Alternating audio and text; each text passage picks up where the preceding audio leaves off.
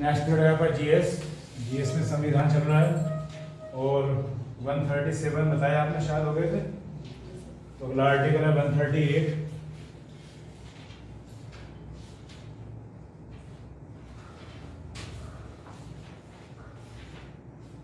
अनुच्छेद 138 इसमें लिखिएगा संघ सूची में जितने विषय हैं, the subjects in union list, संघ सूची में जितने विषय हैं, the subjects in union list,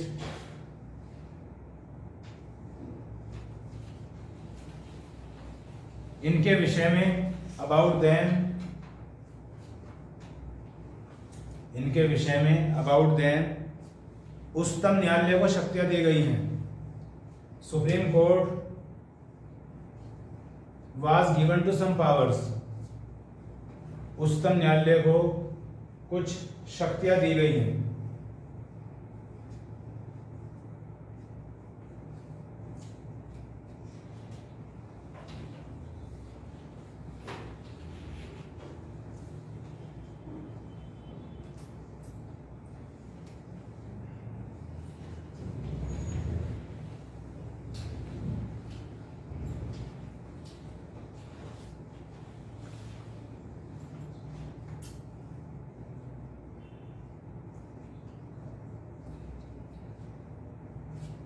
तो सुप्रीम कोर्ट तो चल ही रहा था अभी, तो सुप्रीम कोर्ट को यहाँ कुछ पावर दी गई है। और जैसे आपने पढ़ा होगा कि स्केड्यूल यानी कि अनुसूचियां कितनी होती हैं संविधान में, 12 होती हैं, जिन्हें शेड्यूल या स्केड्यूल कह देते हैं। उसमें 7वीं अनुसूची में, 7th शेड्यूल में 3 लिस्ट का जिक्र है।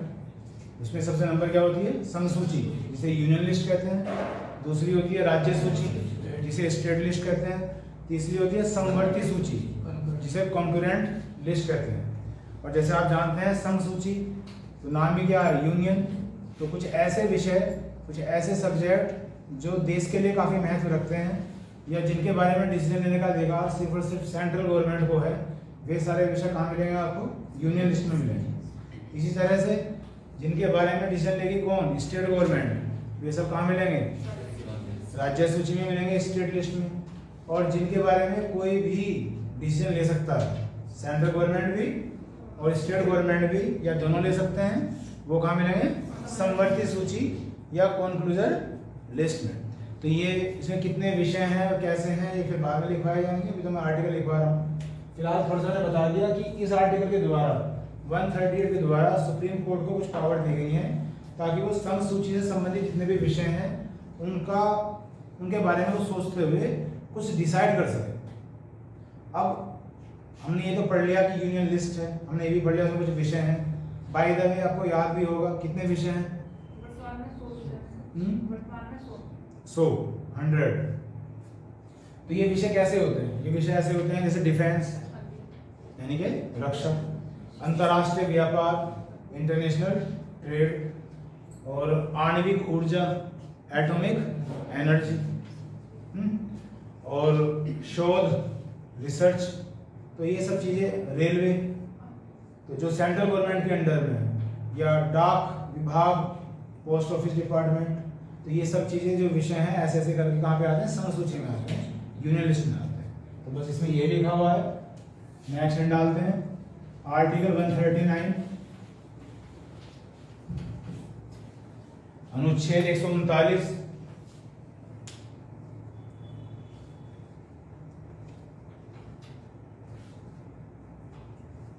इसमें लिखिएगा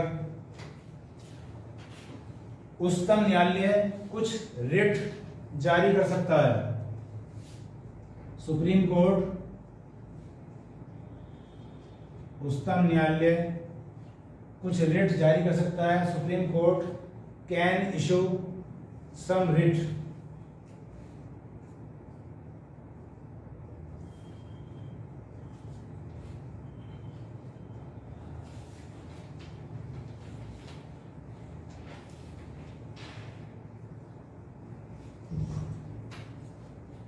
इस आर्टिकल के द्वारा फिर सुप्रीम कोर्ट की बात आई है कि सुप्रीम कोर्ट को यह अधिकार है कि कुछ रिट जारी कर सकता है।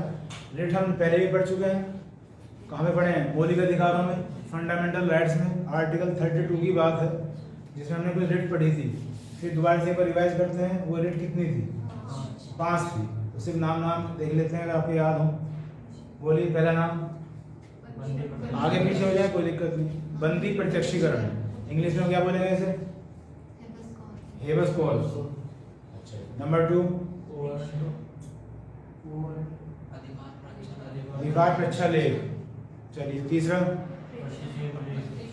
प्रतिषेध। चौथा परमादेश। पांचवा उत्प्रेक्षण। तो ये 5 रिट हैं। लेकिन हम एक शब्द पढ़ लेते हैं, रिट। अगर मैं आपसे यही पूछ बैठूं कि व्हाट इज रिट, रिट क्या है, तो आप क्या कहोगे? कैसे डिफाइन करोगे शब्द को? भाई हमने पढ़ लिया कि आर्टिकल 32 में 5 रिट है। हम उन्हें जानते भी हैं, हमने पढ़ रखा काफी अच्छी तरीके से, बहुत अच्छी तरह से पढ़ के हम पीछे आए हैं। लेकिन अगर मैं यही पूछ बैठूं कि रिट को डिफाइन करो, तो आप क्या कहोगे? तो आप कहोगे किसी संवैधानिक संस्था के द्वारा, by some kind of constitutional body, किसी प्रकार का अधिकार रखना जिससे वो सामने वाले को उसे कर्तव्यों की याद दिला सके। और ये भारतीय संविधान के अंतर्गत स्पेशली किसके लिए आता है? सुप्रीम कोर्ट के लिए। लेकिन डेफिनेशन में सुप्रीम कोर्ट नहीं है, वो कोई भी बॉडी हो सकती है। लेकिन अगर मैं भारतीय परिवेश की बात करता हूं तो फिर हम महत्व किसे देते हैं? Supreme court. तो वो जो एक आदेश देता है कि भाई ये काम किया जाए, जब आप पढ़ नहीं रहे हो या आप पढ़ना नहीं चाहते हो, उसे ही बस हम क्या कहते हैं? रिट कहते हैं। ठीक है। तो उच्चतम न्यायालय कुछ रिट जारी कर सकता है, तो वही लाइन आएगी। वो जो रिट जारी की जाती हैं आर्टिकल 32 के द्वारा भी की जाती हैं, और यहाँ किसका जिक्र है? उच्चतम न्यायालय का। तो बात वही है। अब इसमें 2 लाइन और लिखनी है, 2 लाइन और लिखो। उच्चतम न्यायालय और उच्च न्यायालय, supreme court and high court, उच्चतम न्यायालय और उच्च न्यायालय, supreme court and high court, इसी आर्टिकल में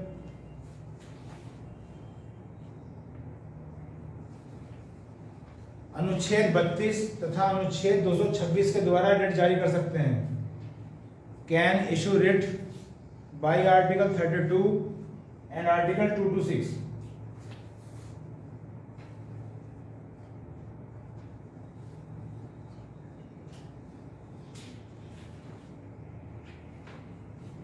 आर्टिकल 32 और आर्टिकल 226 के द्वारा रिट जारी कर सकते हैं। हिंदी में लिख लिया आपने सबने?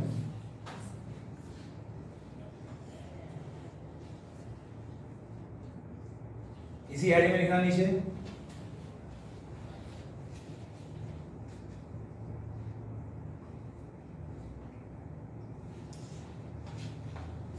रिट एक प्रादेश है। रिट इज एन ऑर्डर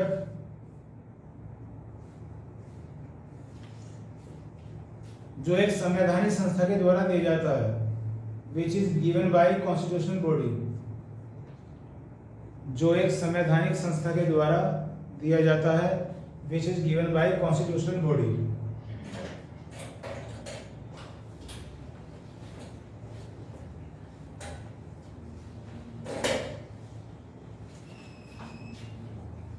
देखिए, तो जब कभी आपसे पूछा जाए, हम ये भी समझ चुके हैं रिट क्या है, हम ये भी समझ चुके हैं रिट कितने प्रकार की दी गई थी। अगर आपसे पूछा जाता है कि रिट कौन से आर्टिकल के द्वारा दी जाती है, तो आपके जहन में तुरंत 3 आर्टिकल आने ही चाहिए।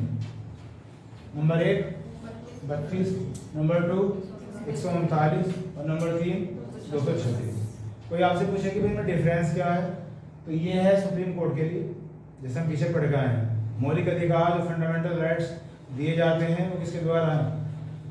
सुप्रीम कोर्ट उनके लिए वकालत करता है, हाई कोर्ट नहीं करता। ये सुप्रीम कोर्ट के लिए है और ये किसके लिए है? हाई कोर्ट के लिए, जैसे मैंने अभी लिखवाया। और ये बताता है कि उच्चतम न्यायालय को ये अधिकार है कि वो इन्हें इशू कर सकता है। तो तीनों में से, तीनों ऑप्शन में नहीं आने थे, कोई एक आए तो उसका ध्यान रखें। 32, 139 एंड 226। रिट क्या है मैंने वो समझा भी दिया, नीचे आपको लिखवा भी दिया। नेक्स्ट हेडिंग है उसके बाद नंबर तो आ रहा है 140 का, 141 का, बाकी दोनों छोड़ दीजिए, ये कोई ज़्यादा इंपोर्टेंस नहीं रखते हैं। 142 लिखिएगा। 142 आर्टिकल अनुच्छेद 142 इसे लिखिएगा। यदि उच्चतम न्यायालय के पास कोई मामला लंबित है, if there is a pending matter to supreme court,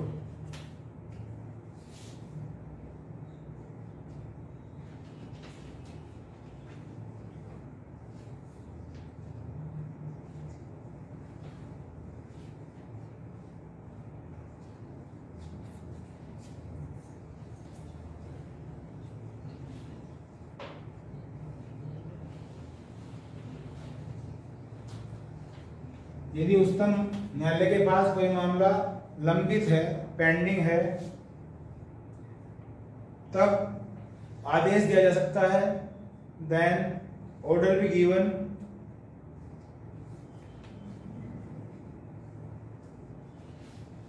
कि यह लंबित नहीं रहना चाहिए, that this should not be pending, कि यह लंबित नहीं रहना चाहिए।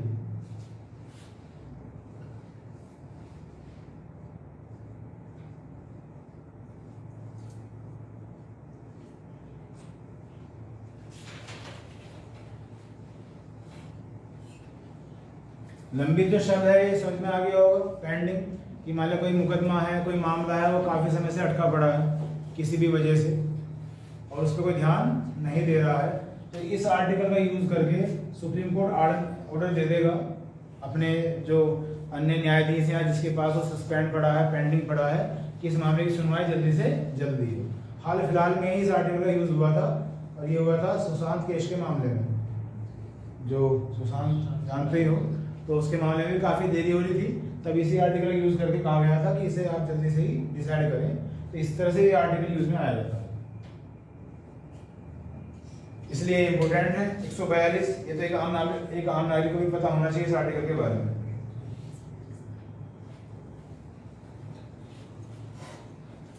नेक्स्ट 143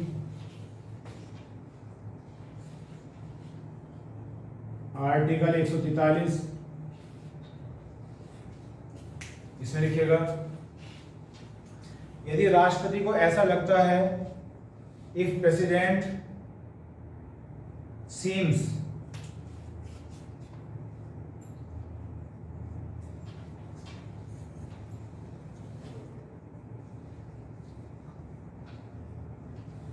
यदि राष्ट्रपति को ऐसा लगता है कि डेट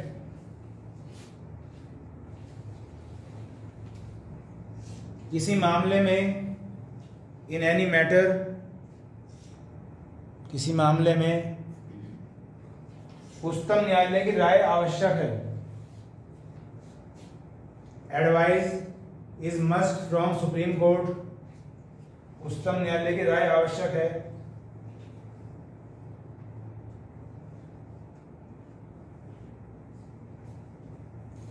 तब वह परामर्श ले सकता है, then he or she can get advice, तब वह परामर्श ले सकता है।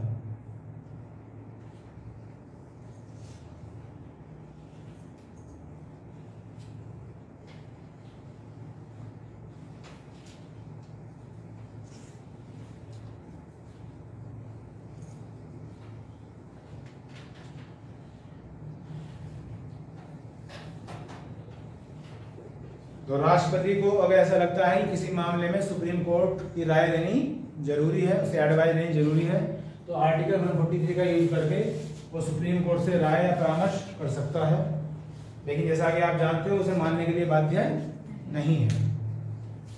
नेक्स्ट हेडिंग है 144 आर्टिकल 144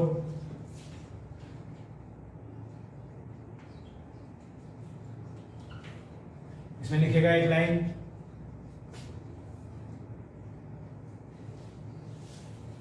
अधिकारियों के द्वारा बाय ऑफिशियल्स, अधिकारियों के द्वारा बाई ऑफिशियल्स, उच्चतम न्यायालय की मदद करना, हेल्प टू सुप्रीम कोर्ट,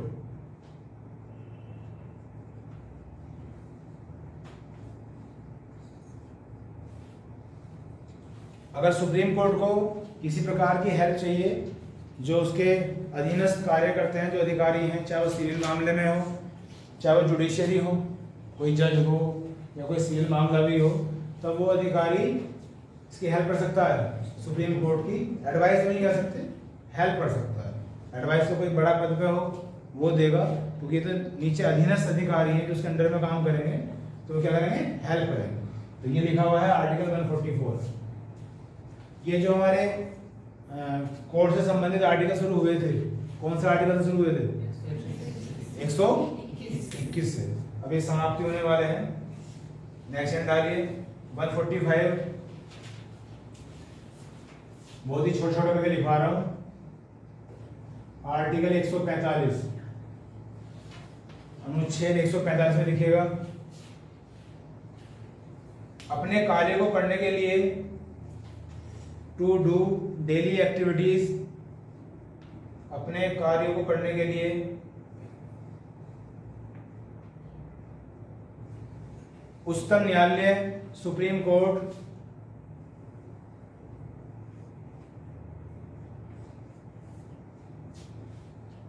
यह अधिकार रखता है, हैज अ राइट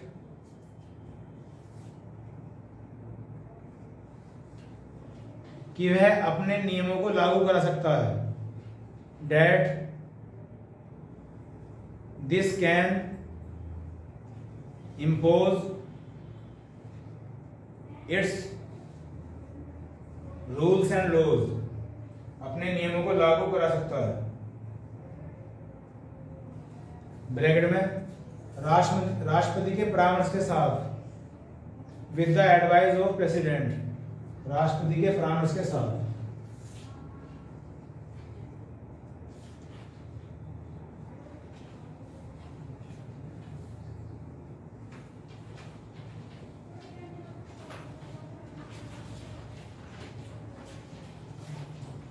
जो सुप्रीम कोर्ट की डेली एक्टिविटीज होती हैं, कोई मामला सुनना, उसके बारे में डिसीजन देना या 2-3 दिन बाद सुनवाई करना, तो इस मामले में जितने भी उसके अपने नियम हैं, तो संविधान में लिखा हुआ है कि जो नियम उसने बनाए हैं वो लागू करा सकता है इस आर्टिकल के द्वारा। मतलब अगर नियम बना तो दिए, लेकिन ये पता नहीं चल पाया संविधान के द्वारा कि वे लागू किस आर्टिकल के द्वारा होंगे, तो वे लागू ही नहीं होने के, वे नियम बने के बने रह गए और वो लागू हो ही नहीं पाएंगे। तो ये आर्टिकल कहता है कि जब जरूरत पड़े तो सुप्रीम कोर्ट ने जो अपने नियम बनाए हैं अपने काम करने और करवाने के लिए, वे लागू हो जाएंगे इस आर्टिकल के द्वारा। 145 कुछ आर्टिकल ऐसे हैं जो जस्ट फॉर्मेलिटी से लगते हैं, और यह संविधान है तो हर एक चीज का पता होना चाहिए। नेक्स्ट है, इसी में 2 लाइन और लिखो। 1950 में, ये इंपोर्टेंट पार्ट है इसका, 1950 में इन 1950 उच्चतम न्यायालय के नियम बनाए गए थे। Supreme court laws were formed, उच्चतम न्यायालय के नियम बनाए गए थे। इसके बाद आफ्टर दिस 1966 में, इन 1966 में इनमें संशोधन किया गया था। देयर वाज एन अमेंडमेंट, 1966 में संशोधन किया गया था। There was an amendment. तो यहाँ तो मैं अभी बता रहा था आपको कि जो नियम है सुप्रीम कोर्ट के अपने कार्यों को करने और करवाने के लिए, उन्हें लागू कराया जा सकता है आर्टिकल 145 के द्वारा। लेकिन ये नियम जिस बुक में या जिस कॉपी में इकट्ठा किए गए हैं उसे बोलना चाहिए नियमावली। क्या बोलना चाहिए? नियमावली। और इंग्लिश में क्या बोल सकते हैं? कोड, क्योंकि ग्रुप ऑफ रूल्स क्या कहलाता है? कोड। तो वो 1950 में डिसाइड किया गया था, वो सब लिखे गए थे 1950 में। ठीक है, याद होगा, मैं कल ही बता रहा था आपको कि 2 दिन बाद सुप्रीम कोर्ट बना था संवैधानिक दायरे में। कौन सी तारीख को? 28 जनवरी 1950। तो सन क्या? 1950। तो 1950 में नियम बनाया गया। उसके बाद फिर जो संशोधन किए गए और नए नियमावली बनी, वो बनी है 1966। तो ये 2 सन याद रखना सुप्रीम कोर्ट के नियमावली के बारे में। यहाँ संशोधन हुआ है।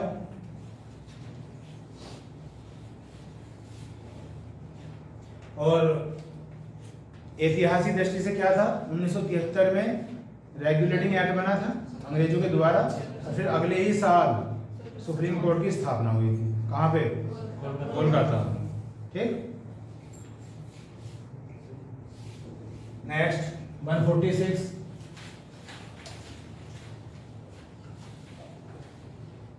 आर्टिकल 146।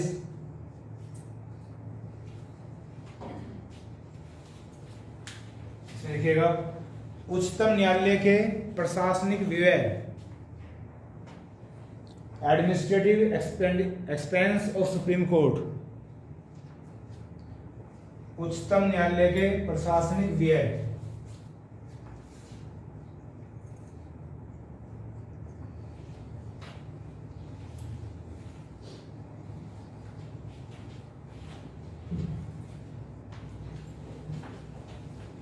संचित निधि पर आधारित होते हैं, are based on consolidated fund. बेटा मेरी याद, मैं ट्रांसलेट कर रहा हूँ साथ साथ, रुक जाइए बोलूंगा। संचित निधि पर आधारित होते हैं।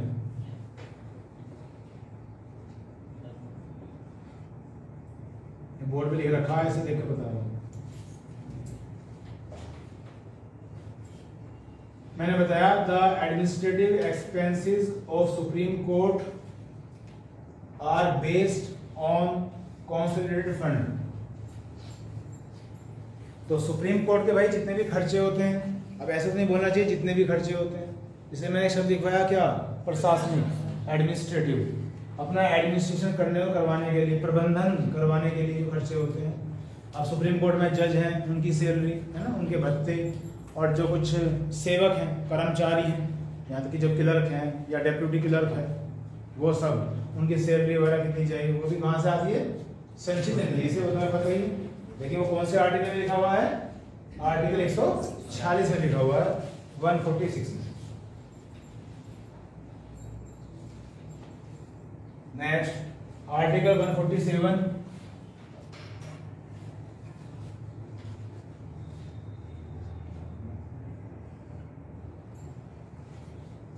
ये काफी बड़े बड़े डिटेल में लिखे हुए हैं, जैसे मैं पहले भी कह चुका हूं। अगर आप कभी चेक करना तो उसमें इस तरह से नहीं लिखा हुआ, 3-3, 4-4 क्लोज होते हैं, first, second, third and fourth. लेकिन इसमें जो मेन बात है बस वो आपको लिखाई जा रही है, जो शायद आपको नंबर दे। ठीक है, तो इस पर आपको बस फोकस करना है, बाकी तो बहुत चीजें होती हैं। आर्टिकल 147 में लिखिएगा। क्वेश्चन मेरी यही है कि कम से कम आपको लिखवाऊं। भारतीय संविधान, इंडियन कॉन्स्टिट्यूशन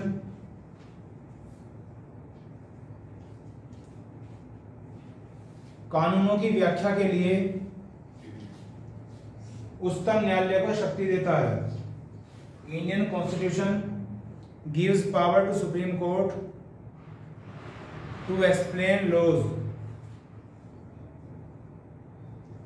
भारतीय संविधान कानूनों की व्याख्या करने के लिए सर्वोच्च न्यायालय को शक्ति देता है।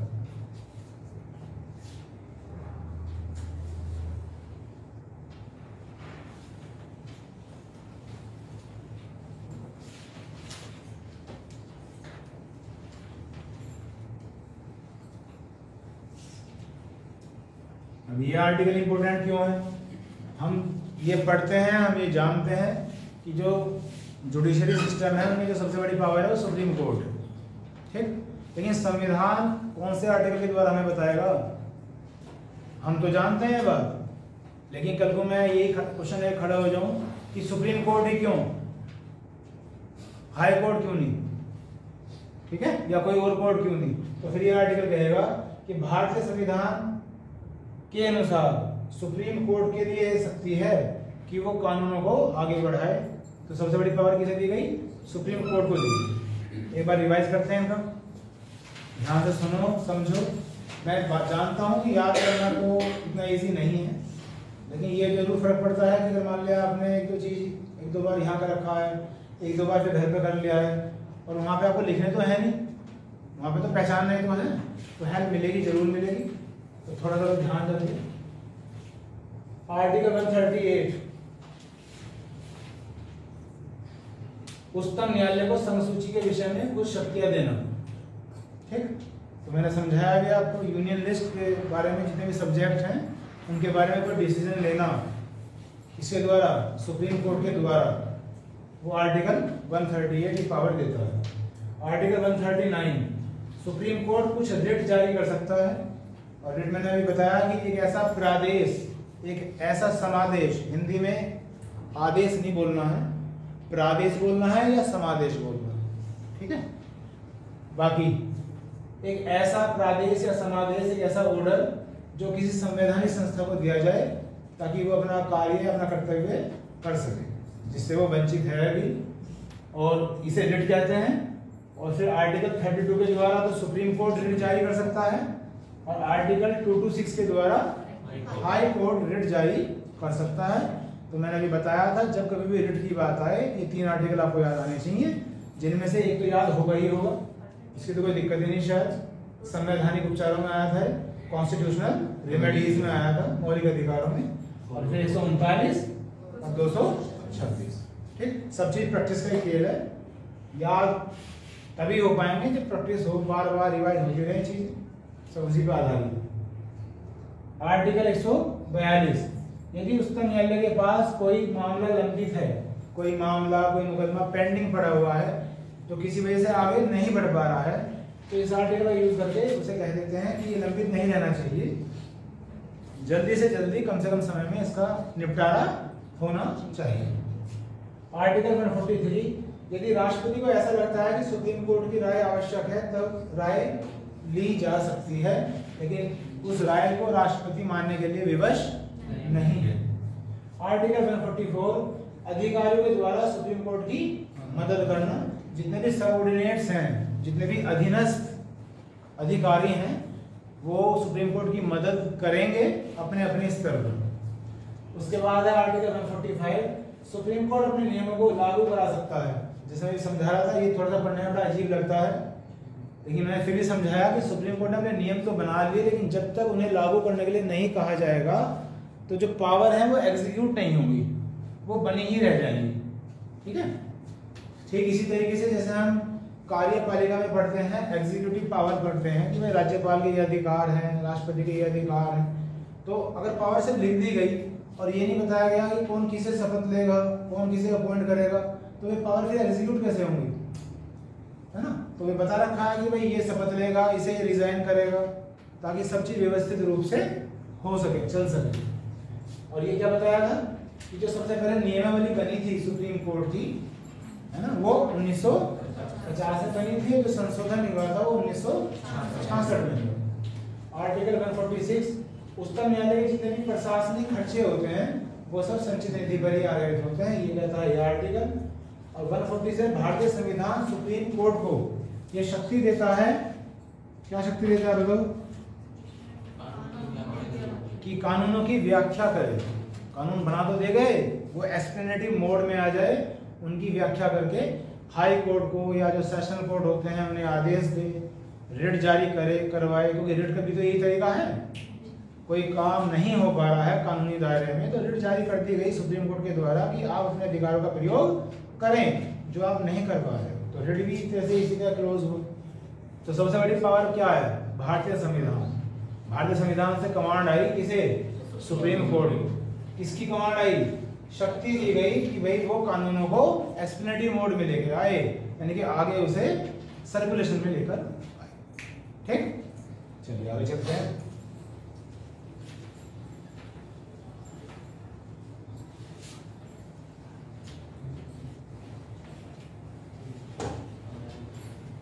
आर्टिकल 147 के बाद है वेरी वेरी इंपोर्टेंट आर्टिकल, और आपको पता भी होगा, आर्टिकल 148। बताइए भाई, पता होगा ये तो। कैग, है ना, काफी इंपॉर्टेंट है इसलिए। और अब सुप्रीम कोर्ट का जो मामला चल रहा था वो समाप्त हो गया है, कैग शुरू होगा और फिर उसके बाद आएगा राज्यपाल, गवर्नर। वो तब आएंगे जब ये हमारे 151 तक खत्म हो जाएंगे, उसके बाद। ठीक, फिलहाल जो आर्टिकल 148 है काफी इंपॉर्टेंट है, हर किसी को याद होना चाहिए, भूलने की कोई गुंजाइश नहीं है, क्योंकि ये कैग को समर्पित है। और कैग को हिंदी में बोलते हैं महालेखा नियंत्रक परीक्षक, ये बोलते हैं नियंत्रक एवं महालेखा परीक्षक।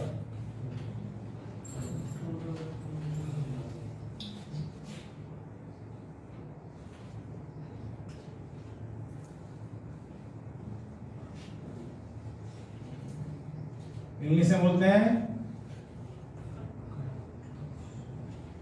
Controller and auditor general. बहुत से स्टूडेंट जो ज्यादा अच्छे नहीं होते जिसमें जीएस में, तो कंट्रोलर मान लेते थे, कंट्रोलर, कंट्रोल करने वाला। तो कंट्रोलर नहीं है, कंट्रोलर, COMPTROLLER। ठीक, तो सी यहाँ से आया है, ए यहाँ से आया और जी यहाँ से आया है, तो बार बार इतना लंबा शब्द ना लिखना पड़े तो बोल देते हैं क्या है। ठीक, पहले हम इस शब्द को समझेंगे। तो नाम खुद बता रहा है, महालेखा परीक्षक। परीक्षक तो वो होता है जो एग्जामिन करता है सब चीजों को। किसकी एग्जामिन कर रहा है? अकाउंटिंग। जो लेखा होते हैं, लेखा क्या होते हैं? अकाउंट्स, उनकी जांच करना। और नियंत्रक मतलब कंट्रोल करने वाला। अब जांच कौन से लेखा को कर रहा है? तो इसमें बताया गया कि जो सेंट्रल गवर्नमेंट है, सेंट्रल गवर्नमेंट के जितने भी ऑडिटिंग होती है, मतलब उनके जो लेखे होते हैं, जो उनके अकाउंट्स होते हैं, उनकी जांच करेगा। जो राज्य सरकार है उनकी भी ऑडिटिंग करेगा या करवाएगा। और कुछ कंपनियां ऐसी होती हैं जो सेंट्रल गवर्नमेंट पर डिपेंड होती हैं या सेंट्रल गवर्नमेंट की हिस्सेदारी होती है, उनकी भी अकाउंटिंग ये ही करेगा। ठीक है, तो ये इसके काम है और काफी इंपॉर्टेंट है। बाकी फिर एक नाम आया, तो नाम तो पता ही होगा, मुर्मू, गिरीश चंद्र मुर्मू हैं आज की तारीख में जो भारत के कैग हैं, वो भी लिख लेते हैं। जुलाई 2021 के अनुसार नाम है गिरीश चंद्र मुर्मू, गिरीश चंद्र मुर्मू। और आपको पता ही होगा कि ये कौन से नंबर के हैं? 14वें नंबर के। ये भारत के 14th कैग है।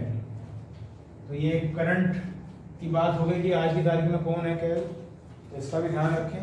बाकी बदलते भी रहते हैं, तो अपना ध्यान रखो भाई, क्योंकि मैंने तो अपने आप को सिक्योर कर लिया तारीख लिख के, जुलाई 2021। तो आप भी अपना ध्यान रखना। तो अभी तो मैंने सिर्फ ये कहा कि जो 148 आर्टिकल है किसे समर्पित है? कैग को। बाकी इसमें क्या क्या कुछ और बातें हैं वो आप देखिएगा। भारत में एक कैग होगा, there will be one CAG in India. पर हिंदी वाले भी कैग लिखते रहो, इंग्लिश वाले भी कैग लिखते रहो, ताकि बार बार वो शब्द लिखना ना पड़े बड़ा सा। भारत में एक कैग होगा जिसकी नियुक्ति राष्ट्रपति के द्वारा की जाएगी। Who is appointed by president? Who is appointed by president? यदि कैग को हटाना हो, if CAG is to be removed, यदि कैग को हटाना हो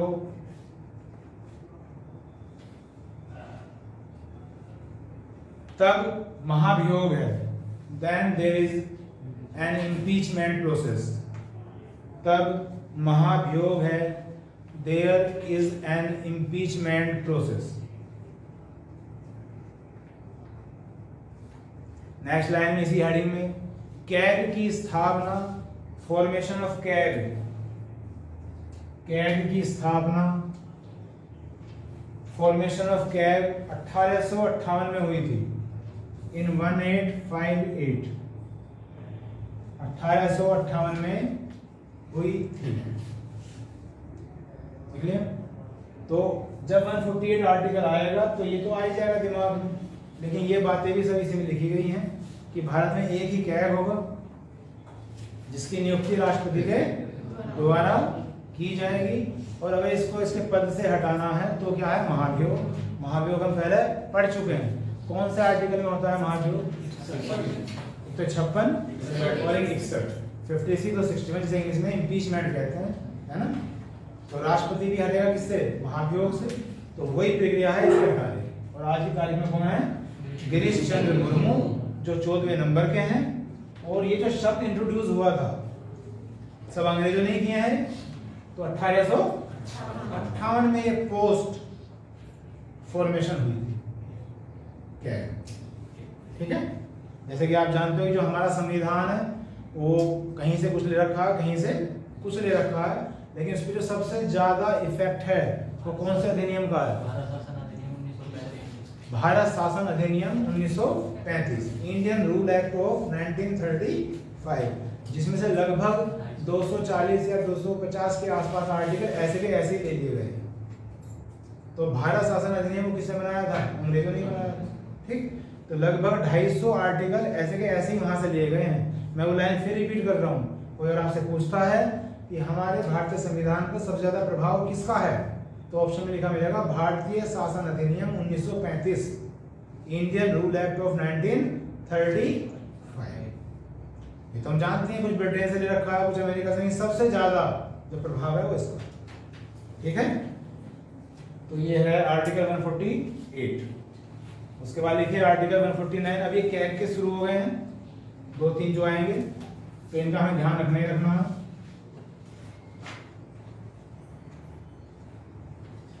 आर्टिकल 149, इसमें बस छोटा सा लिख दीजिए, कैग के कर्तव्य तथा शक्तियां, duties and powers of CAG. CAG के कर्तव्य तथा शक्तियां, तो ये बता रखी है इसकी कर्तव्य क्या है, इसकी पावर क्या है। 149 तो आना ही था, 148 में कैग को बताया गया, अब उसके काम, कर्तव्य और शक्तियां बताए जाएंगे नेक्स्ट आर्टिकल। उसके बाद लिखिएगा आर्टिकल 150,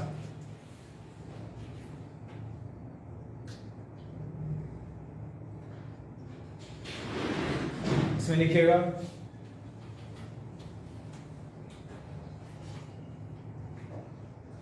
संघ और राज्यों के लेखाओं को, the accounts of centre and states, संघ और राज्यों के लेखाओं को ऐसे प्रारूप में रखा जाएगा, will be kept in such A form, ऐसे प्रारूप में रखा जाएगा, will be kept in such A form,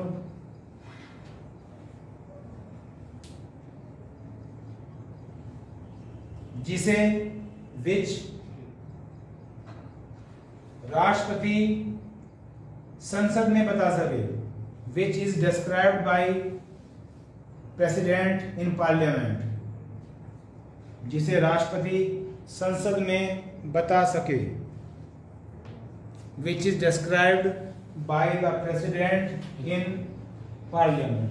अभी थोड़ी देर पहले मैं कह रहा था आपसे कि जो कैग के कर्तव्य क्या क्या होते हैं। मैंने बताया था आपको कि जो सेंट्रल गवर्नमेंट होती है, जो स्टेट गवर्नमेंट होती है, उनके अकाउंट्स की जांच करना, कुछ कंपनियां जो केंद्र सरकार के स्वामित्व में होती हैं उनकी जांच करना। तो जब इन्हें जांच कर दी तो अब राष्ट्रपति जो है यहाँ क्या है, ऐसे प्रारूप में रखेगा, ऐसी फॉर्म में रखेगा ताकि राष्ट्रपति संसद को सूचित कर सके, जो भी काम हुआ है कैग के द्वारा उसे सूचना कहाँ दे सके, संसद में पहुंचा सके। ये आर्टिकल 1 है, ठीक है जी। ये हो गए हैं 150।